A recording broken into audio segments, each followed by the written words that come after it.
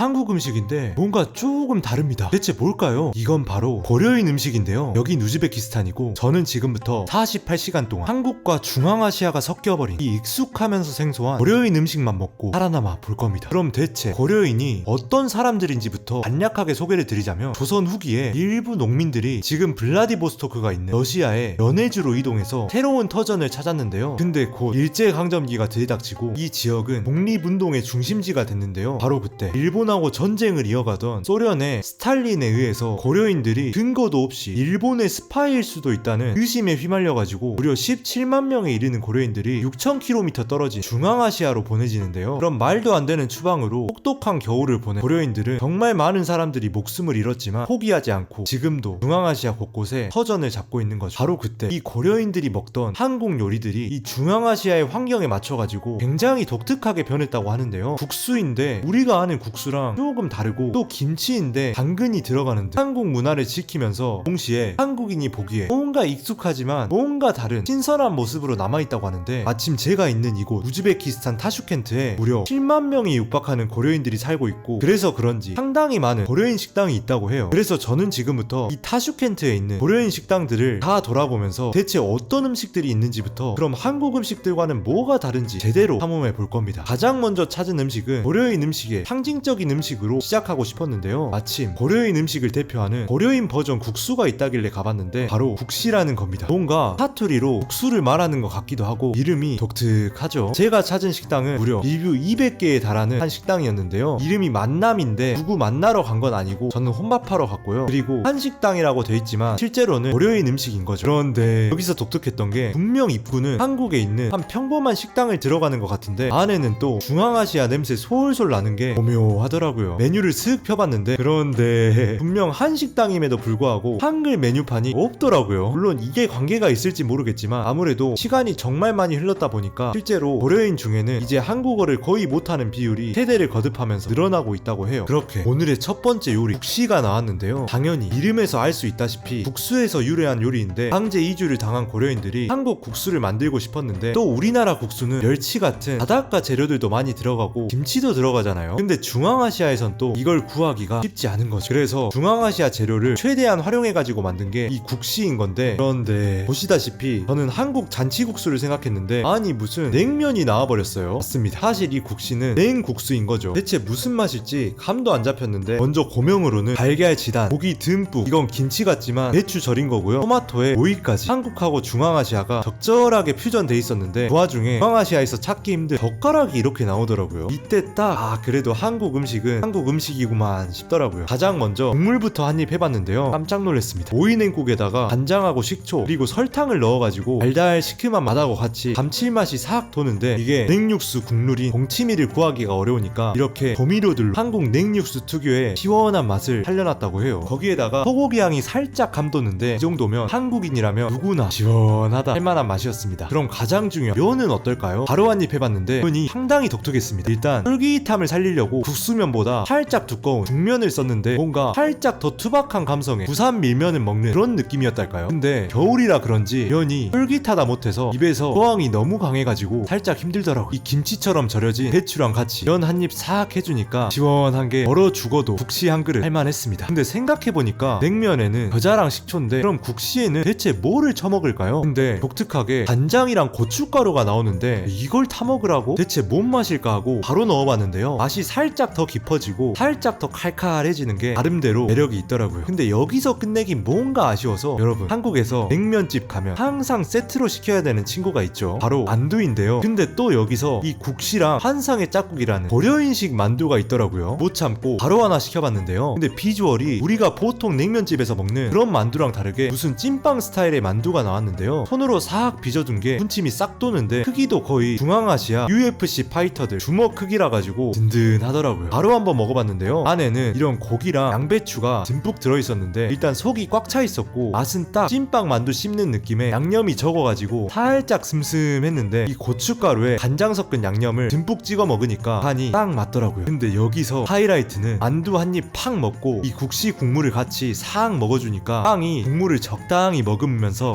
그렇게 국시에다가 만두까지 다 먹고 나온 가격은 한국 돈 5,500원이었습니다. 첫 끼부터 한국맛 달달하게 봐주고 소화도 시킬 즐길 겸 주변 산책을 좀 했는데요. 그런데 알고 보니까 여기가 고려인 타운이라더라고요. 아니 그래서 그런지 한국인 치과도 있고, 아니 교민이가 대체 누구길래 본인 집을 이렇게 대문짝만하게 광고해 놓나 싶었는데, 아 교민의 집이었네요.